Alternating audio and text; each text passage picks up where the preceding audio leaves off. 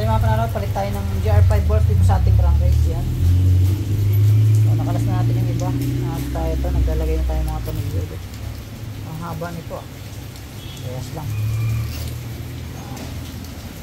So napalitan na natin yung ibang bolt sa baba. Sa taas. Ito sa taas. Sa gilid naman tayo.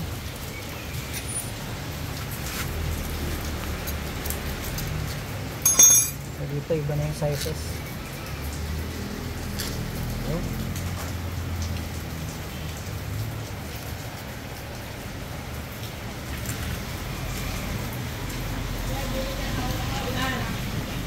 So na nga pala yung update sa ating Cyan Blue.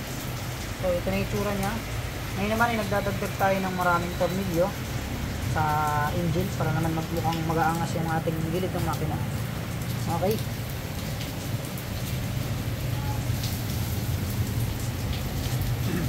So mga pala, ito na nga pala yung ating Cyan Blue. Nagkakabit naman tayo ngayon ng mga GR5 na bolts dito sa kanyang crankcase.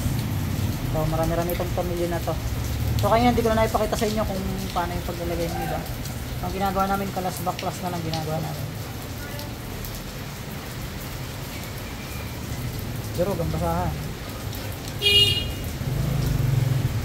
Okay.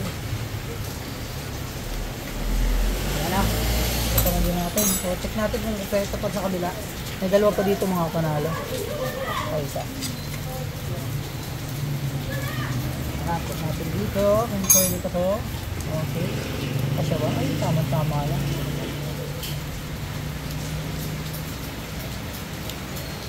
Dami yung bolts mga boss. Yan. Uy. Gas-gas. Ano pa?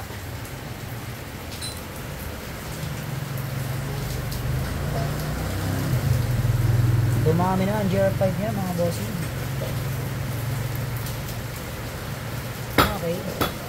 Ano tayo? So pag nagkakalas kayo niya, susukatin nyo lang.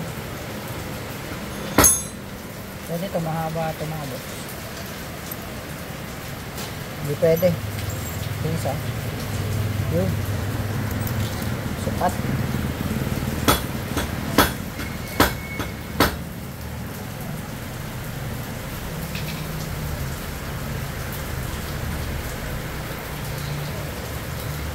Okay, so konti na lang.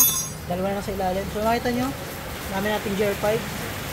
Ibilangin natin yung tornilyo sa kabila para malaman natin kung kakasya pa to kasi may dalawa pang slot dito. So ito kasi hindi na talaga kasali yan kasi nakukover ang tambutso. Eh iba yung ating elbow kaya kapaltan na rin natin yan.